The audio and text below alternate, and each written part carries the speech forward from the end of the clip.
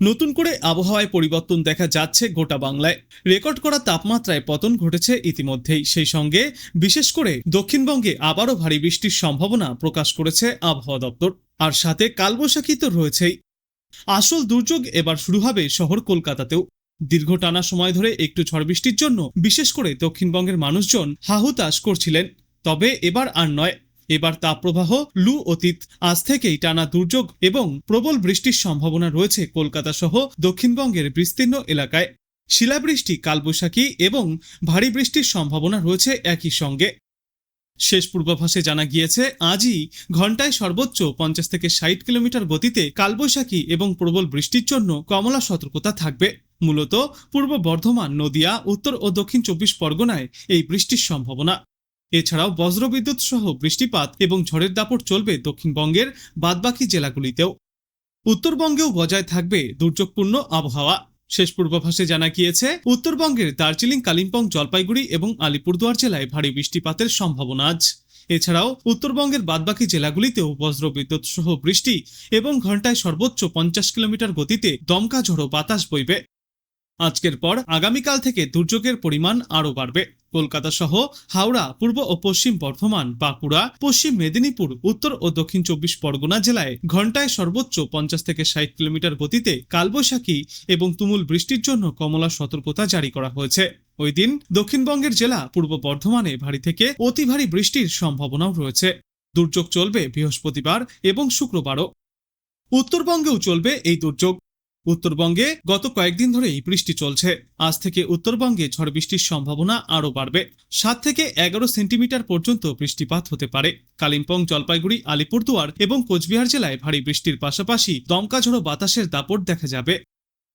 আজ বাংলাদেশ আবহাওয়া দপ্তর সূত্রে জানা যাচ্ছে, ঢাকা, ময়মনসিংহ, খুলনা, বরিশাল, চট্টগ্রাম ও সিলেট বিভাগের অনেক জায়গায় এবং রংপুর ও রাজশাহী বিভাগের কিছু কিছু জায়গায় অস্থায়ীভাবে দমকা ঝড়ো হাওয়া সহ বজ্রবিদ্যুৎ চমকানো হালকা থেকে মাঝারি ধরনের বৃষ্টি অথবা বজ্র বৃষ্টিপাত হতে পারে। সেই সাথেই ঢাকা, ময়মনসিংহ, চট্টগ্রাম ও সিলেট বিভাগের কোথাও কোথাও মাঝারি ধরনের ভারী থেকে অতি ভারী বর্ষণ চলবে। সারা দেশে দিনের তাপমাত্রা প্রায় অপরিবর্তিতই থাকবে এবং রাতের তাপমাত্রা সামান্য কমতে পারে। রংপুর, রাজশাহী, ঢাকা, ময়মনসিংহ, খুলনা, বরিশাল, চট্টগ্রাম ও সিলেট বিভাগের অনেক জায়গায় অস্থায়ীভাবে দমকা ঝড়ো হাওয়া সহ বজ্রবিদ্যুৎ চমকানো হালকা থেকে মাঝারি ধরনের বৃষ্টি অথবা বজ্র বৃষ্টিপাত চলবে। সেই সাথেই ময়মনসিংহ, চট্টগ্রাম ও সিলেট বিভাগের কোথাও কোথাও মাঝারি ধরনের ভারী থেকে অতি ভারী বর্ষণ চলবে। সারা দেশে দিন এবং রাতের তাপমাত্রা সামান্য কমতে পারে। আগামী পরশুদিন ঢাকা, ময়মনসিংহ, খুলনা, বরিশাল, চট্টগ্রাম ও সিলেট বিভাগের অনেক জায়গায় এবং রংপুর ও রাজশাহী বিভাগের কিছু কিছু জায়গায় অস্থায়ীভাবে দমকা ঝড়ো হাওয়া সহ বজ্রবিদ্যুৎ চমকানো হালকা থেকে মাঝারি ধরনের বজ্র বৃষ্টিপাত হতে পারে। সেই সাথেই ঢাকা, বরিশাল, চট্টগ্রাম ও সিলেট বিভাগের কোথাও কোথাও মাঝারি ধরনের ভারী থেকে অতি প্রবল বর্ষণ চলবে। সারা দেশে দিনের তাপমাত্রা প্রায় অপরিবর্তিতই থাকবে এবং রাতের তাপমাত্রা সামান্য কমতে পারে। 1 মে রংপুর, রাজশাহী, ঢাকা, ময়মনসিংহ, খুলনা, বরিশাল, চট্টগ্রাম ও সিলেট বিভাগের অনেক জায়গায় অস্থায়ীভাবে দমকা ঝড়ো হাওয়া সহ বজ্রবিদ্যুৎ চমকানো বৃষ্টিপাত হতে পারে। সেই সাথেই দেশের কোথাও কোথাও হালকা থেকে মাঝারি ধরনের ভারী বর্ষণও চলতে পারে। সারা দেশে দিনের তাপমাত্রা ওই দিন সামান্য কমে আসবে এবং রাতের তাপমাত্রা অপরিবর্তিতই থাকবে। 2 মে ঢাকা, ময়মনসিংহ, বরিশাল, চট্টগ্রাম ও সিলেট বিভাগের অনেক জায়গায় এবং রংপুর, রাজশাহী ও খুলনা বিভাগের কিছু কিছু জায়গায় অস্থায়ীভাবে দমকা ঝড়ো হাওয়া সহ বজ্রবিদ্যুৎ চমকানো হালকা থেকে মাঝারি ধরনের বৃষ্টি অথবা বজ্র বৃষ্টিপাত হতে পারে।